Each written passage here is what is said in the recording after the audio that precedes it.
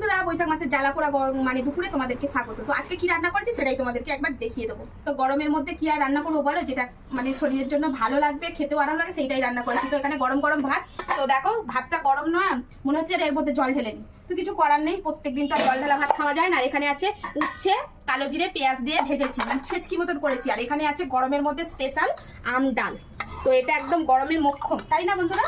আর এখানে আছে গাজর আর আলু ভাজা। তো এটা একটু ভাজা করে দিয়েছি। আর সমস্ত কিন্তু তোমরা সবাই জানো আমি খুব তেল অল্প দিয়েই করি। তো যাই হোক, সেটা মানে শরীরের জন্য খুব একটা খারাপ হবে না। তো এই ছিল মানে জ্বালা পোড়া গরমে দুপুরের লাঞ্চ মেনু।